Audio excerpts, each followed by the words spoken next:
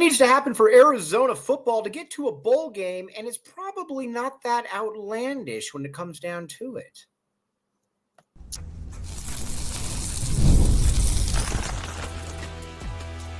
You are Locked On Wildcats, your daily podcast on the Arizona Wildcats. Part of the Locked On Podcast Network, your team every day. Thanks for keeping it locked on Wildcats and making this your first listen of the day. I'm your host, Mike Luke. This show is brought to you today by Monarch Money. Take control of your finances with Monarch Money. Use code LOCKEDONCollege at monarchmoney.com for 50% off your first year. Check it out, Monarch Money. All right, now we are going to talk about Arizona football this show. What needs to happen for this offensive line? What needs to happen for this offense to be good enough to be able to get Arizona into a bowl game? Because that's really kind of where I'm at. Now, the one thing I am going to say is before we get started, I have come up with my bare minimum of what I need from Brent Brennan this coming season, and that is a minimum of 5 wins. I need 5 wins. I don't really care how it comes about, although we're going to get into that in just a second. I need 5 wins. I don't ask for much. That's kind of where I am at with that one. And I need it to look like there is a semblance of hope that going forward with 7 or 8 wins could be the case as in that third year. So we'll see. But the skill is there for this offense to be fairly potent. I will stand by that. I believe that. The first one that I want to talk about, though, a little bit is Noah Fifita and just kind of, what happened last year. And I think a little bit of kind of the pushback and where we're at. Noah can play. I remember we had Greg Biggins on the show one time, probably the most in-depth West Coast football analyst going. And he said, the one thing he said was, he goes, I think you need to look at it and say that Noah Fifita, sure, he's probably not going to play in the NFL. I get all that, but I've been doing this a long time. I've scouted Matt Leinart. I've scouted, just a million different guys on the West Coast. And the first thing that he said is that if there is a drive to be had, if something needs to happen, the first thing that he said, the person that he would want with that, he would want to have Noah Fifita as that guy. And you've seen that, especially too in that freshman year. How many times were there when he put away a drive, when he made a play just at the end that something, and you're just like, okay, well, there you go. That's how it works. I think back to that Stanford game. I think to the Colorado game. There was a lot of games where he wasn't even playing that well. And you're like, all right, well, that's just kind of where that one is at. Now, the second one too that we need to talk about though is, okay, so you got him, you got Seth Doege in here. And I think Seth Doege is going to help out a great deal. And I think the reason that Seth Doege is going to help out a great deal is you're going to have an offense. You're going to have a semblance of an offense where I think you've got a coach that, like I said, he knows what he is doing. We talked about it when we had him on the show. And the first thing he said is, well, we got to be able to get the ball out early with these guys. We got to be able to make that one happen. And if that happens, then I think Arizona is going to be in fairly decent shape. So obviously that is a big part of all of it that goes into all of this. You got to be able to have a situation where the line is good and you're getting the ball out early. So now let's talk about the skill guys. I think the wide receiver position is loaded.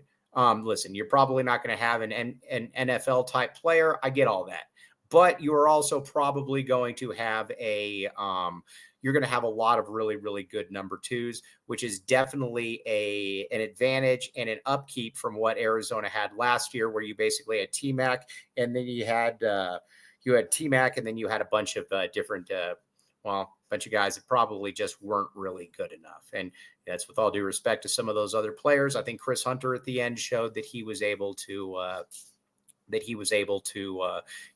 take a little bit of that. And I think that he's part of that. He's part of the fascination with that wide receiver unit. But again, Chris Hudson is solid. I think Chris Hudson, you look at and you're like, all right, that guy can go for 700-800 yards. You look at somebody like a Luke Wysong, much the same. Probably can go for somewhere in there. I mean, these are guys that are proven at the Division I level. So the one guy that everybody keeps talking about, and I think that people need to look at and say, okay, how good can he be, is Javin Watley.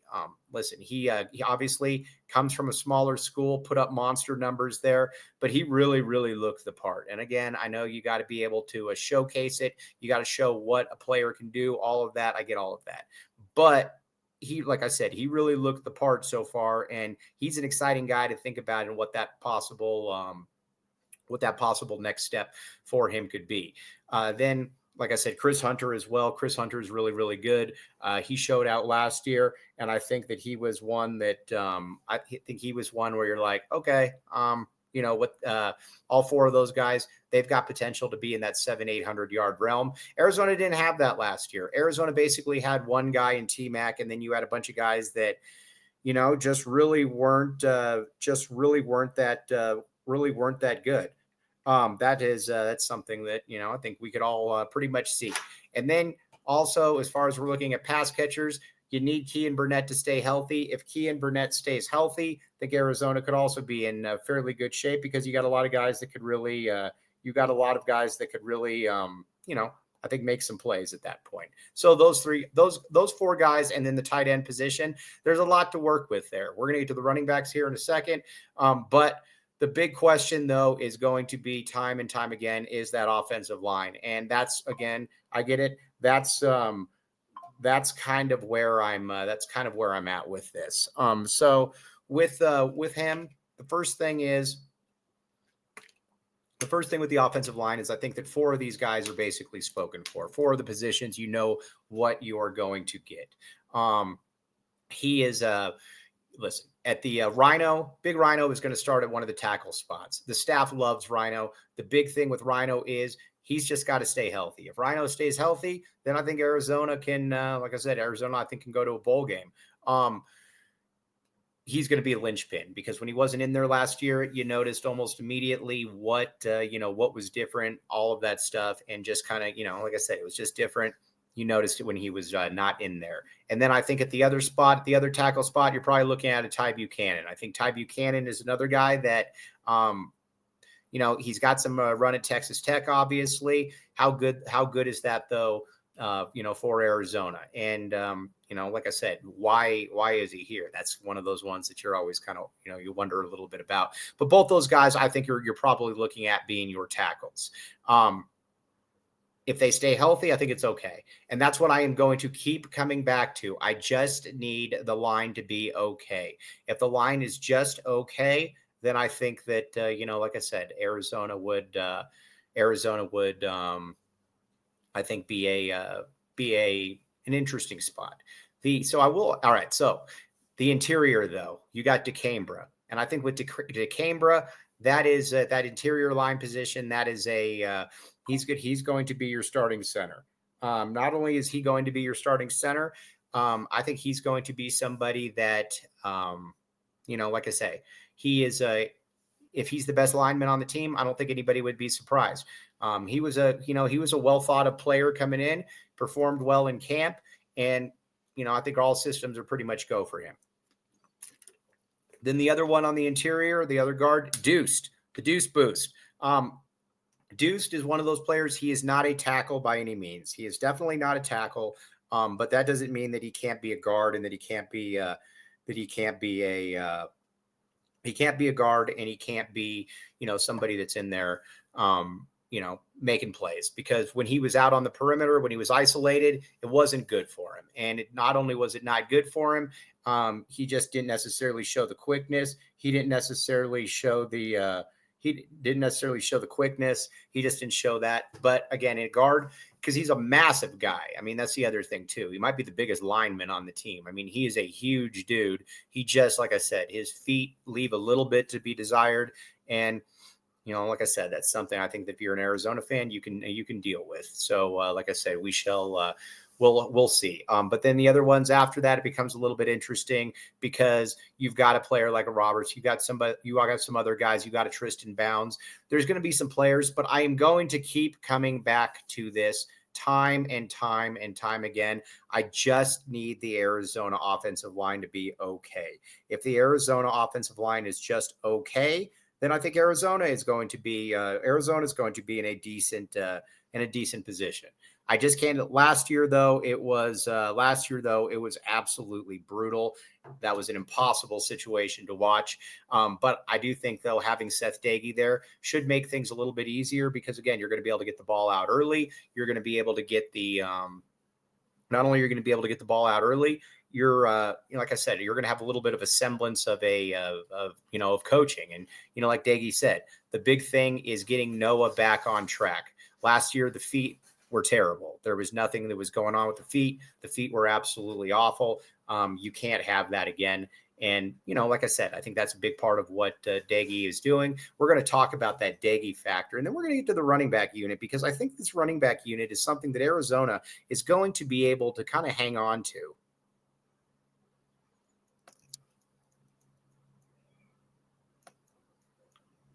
But first, everybody, we need to talk about here. Where is this? We need to talk about Monarch Money. They have moved everything around on me. All right, here's the deal with Monarch Money.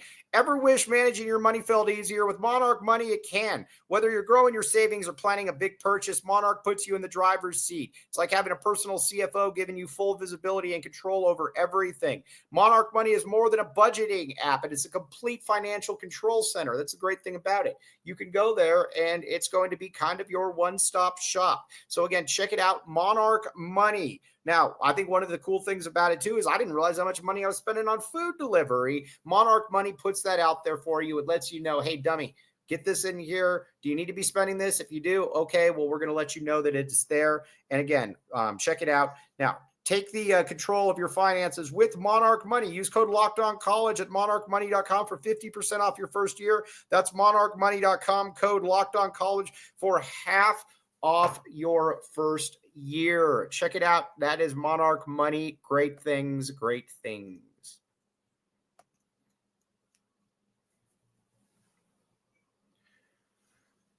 Thanks for keeping it locked on Wildcats and making this your first listen of the day. Locked on your team every day. I am your host, Mike Luke. Okay, now let's get to a little bit more about that offensive line then and about Seth Doege. Listen, I know there's some people out there that are always like, you should never blame the coach, whatever the case may be. No, they're wrong. You can blame the coach. If the coach really stinks, it's okay to say they did a terrible job. And that's exactly what happened last year. Dino Babers, the game had clearly passed him by. He was just kind of collecting a check. It was awful to watch that last year. One thing you're not going to see anymore, you're probably not going to see the 10-second delay to handoffs. Those were tough to watch. You're also probably not going to see Noah snapping the ball at 1st and 5 and from their 1st and goal and throwing the ball from the 19-yard line. That is like I said, that is something that is very, very difficult to watch. And I don't think you're going to see that anymore. And Seth Doege talked about that. He said that's a big thing with what we're trying to do. We want to get the ball out. We want to get the ball out on time. And there is a calculation. There is a method to his madness. Keep in mind, this is a guy, and I think what's exciting about the whole Doege factor is this is a guy as well that when he, was at Texas Tech, he threw the ball a ton, obviously. When he got to Marshall, he obviously has the track record of throwing the ball a ton, but he knew that he needed to have the running back, or he knew that, he had a different quarterback, and he knew that the run game was, what was going to get him through, and he took advantage of that. So again, he is one of those coaches that takes advantage of the personnel that he has. That's a good thing. And I think that's something that in this day and age, when it comes to football, can be a little bit underrated. So Doege, very nice job when it comes to that. And like I said, I think you're going to see Arizona looking pretty good, looking to get the ball out early. And I think that's, that's a good thing. Now let's talk a little bit about the running back situation here. I love the running backs. I don't, like I said, I'm going to keep saying this. I don't see really many problems with the running back room. I think the running back room is quite good, quite frankly. I love seeing Ishmael Mahdi and Kedrick Reesano and Quincy Craig. I think all three of those guys are good enough. You look back and you remember what Kedrick Reesano brought to the table. This is a guy that was 2 years ago was one of the top 10 running backs in all of high school football. He certainly showed out when he was given the opportunity this past year at Arizona. He's a bigger guy. He's got an NFL type look to him. He is like I said, he's a total, he's a monster. He's really, really good. And then you got Ishmael Mahdi, the last 2 years at Texas State, which is a legitimate program. I know it feels weird to say that about Texas State, but it's a legitimate program. It is at 2,900 yards. What is it? 28 touchdowns, something like that. He put up massive numbers in that spot. And it's kind of like we talked about before too. As long as Alonzo Carter is here, I'm not really that concerned about the running back room, because I think the running back room is going to be more than good enough. He's shown that he knows, again, what he is doing.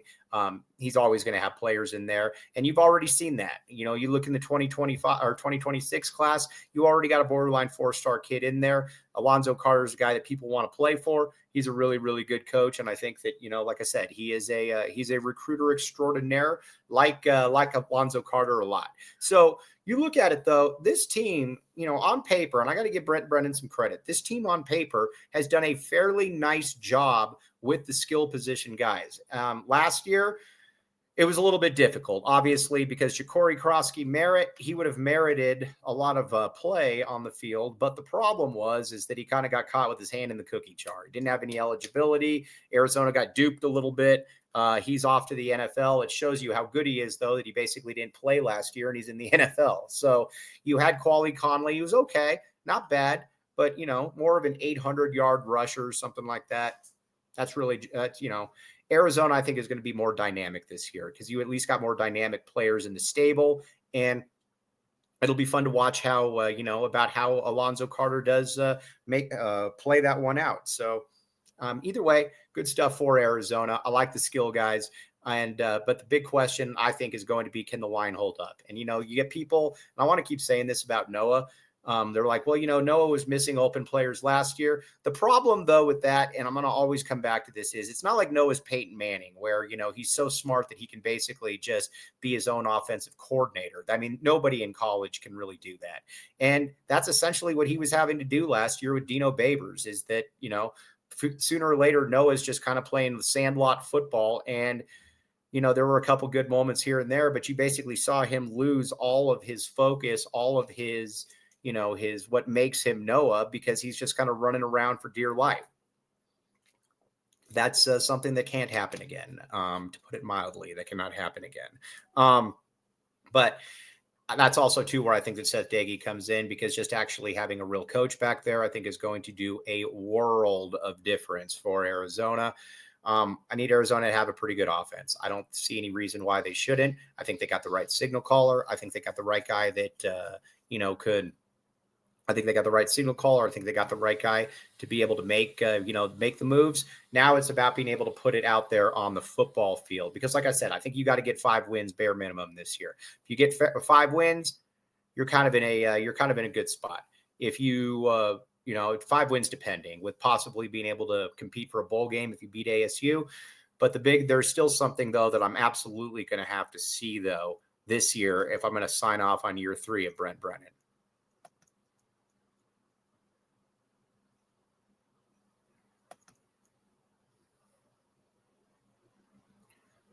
Thanks for keeping it locked on Wildcats and making this your first listen of the day. I am your host, Mike Luke. All right. I need 5 wins, but I also need to be able to look at it and say, okay, in year 3, can this team be good? Can this team be a 7 or an 8 win team? Is there that kind of upward mobility? If there's not, it's going to be really difficult for me to say, all right, well, Brent Brennan, you deserve another year. Arizona took a leap of faith and brought him back because, quite frankly, I think a lot of people would have just gotten rid of him because of how bad last year was. But I get it. He's back. So, you're going to try to get him to play well. If you get 5 or 6 wins, you're bowl eligible, and you're showing that, hey, man, there's something here that looks good to, moving forward. I think it's easier to make that case. If you don't have that, then obviously that is more of an issue. And I think that's something that's going to be, a little disconcerting. But what are the keys to the bowl game? First, you're going to have a good offense. I don't need to have a great offense, but I need to have a good offense. I need to have an offense that kind of looks the part. And not only does it look the part, you're like, all right, man, that team's a year away from actually being pretty good. So you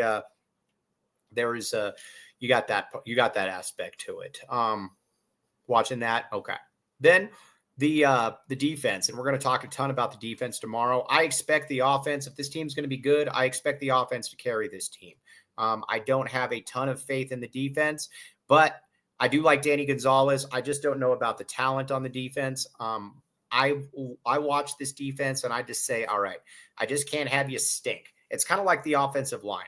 I go back and forth with the offensive and the defensive line, and I say to myself, okay, from an offensive line perspective, just don't suck. So if you're going to be like the 10th best offensive line in the Big 12, I will take that every single day of the week. I can't have what I saw last year, and I can't have what I saw, I just can't have that where you're basically the worst and you have no idea, what's going to happen or any of that. I can't have any of that. None of that. No. I can't have any of that. And the defense to me is kind of the same. If the defense is like the 11th best defense in the Big 12 or the 10th best defense, I can live with that because, again, I'm going to bank on this team scoring points. I need this team to score points, and that's basically what I need. I just can't have anything where the wheels just fall off. And that first game, we're going to know a lot about this team. Not necessarily the first game, although if Arizona beats Hawaii and it's like 54-38, you're probably like, all right, this is going to be, this could be very bad for us. Kansas State, though, that's going to be another one. I don't expect Arizona to beat Kansas State. I think Kansas State's going to win the Big 12. I think Kansas State's loaded. I like how they coach. I like what Chris Kleiman does. And if Arizona loses that game 54-3 or whatever the case may be, and you're like, all right, well, this is going to be a very, very long season for the U of A. Those are the kind of things that you're looking to basically avoid. But and I'm going to keep coming back to it. I don't see any reason why this can't be a pretty good why this can't be a pretty good offense. I think that it's got the pieces. I think it's got the key. I think it's got all of that. But a lot of that's going to come down to Seth Dagey and the offensive line. If they're up to par or if they're decent enough, then I think this team could possibly go bowling because, the Big 12, I think it's a solid football conference, but it's also not the conference where, it's just overwhelming where you look on the schedule and you're like, all right, well, there's like 9 teams Arizona can't beat. There's a couple teams on the schedule that I would be stunned if Arizona beat, but then there's also a lot of teams that Arizona can't beat. There's a lot of Cincinnati's, there's a lot of Colorado's, there's a lot of, teams like that you're just kind of like, all right, well, it is what it is. I think that, like I said, there's wins to be had there. Iowa State's another one that's going to be very difficult because, again, you're going into Ames. Iowa State's good. You're returning a big-time quarterback. I also think, though, the people have forgotten about how good Noah Fifita is, and I think that's something that, a lot of people are going to need to basically remember. I mean, this is a guy that is a year removed from being, one of the top quarterbacks in all of college football. Guys like that just don't forget how to play, especially with his background, especially with his resume. He was one of the best quarterbacks in all of the country. His only thing was that he was 5'7", or whatever the case may be. He's got the ability to get better. So that's to me the key is to the offense. I think the offense needs to be about 5th or 6th best in the Big 12. If that's the case, then I think Arizona can get into a bowl game. If that's not the case, then I don't think Arizona's sniffing a bowl game. And again, we're going to break down the defense tomorrow. What players are you looking at that could possibly stick out for Arizona? I think the first one would be a Riley Wilson. It wouldn't surprise me at all if Riley Wilson is pretty darn good. As a matter of fact, I think he is going to probably be pretty darn good. You got Riley Wilson. Then you got some other guys. Can Javion Cole take that next step? And again, I know Javion Cole didn't play at Texas. I don't care. Those are different types of players there. If, it's like with Big Bill Norton. Big Bill Norton didn't play much at Georgia. I don't care. I will take all of Georgia's backups. I will take all of Texas's backups. Bring them here. And, so we'll see. But I think Brennan did do some good stuff this offseason. He listened about being engaged. I think the recruiting class he's bringing in so far is pretty decent. But none of this really matters if you don't win games. That's what this really comes down to. You got to win football games. You win football games, you're going to be in a fairly good spot if you're Arizona. And, maybe you get that year 3 out of Brent Brennan. But tomorrow we're going to talk Danny Gonzalez. We're going to talk about that defense. Can Chase Kennedy emerge? Who can be that guy that can emerge, that can, that can fill up the middle, and who can be the, the defensive backs that are, really kind of emerge in that way as well. there's some talent there, but you're really going to have to scheme. But one thing about Danny Gonzalez, and you look at it, most places he's been, they've talked about how he does a fairly good job of scheming, and even ASU fans have noted that. But as always, very much appreciate you all making Locked On Wildcats your first listen of the day. Locked On, your team every day. We will be back with you tomorrow. Have a great rest of your day.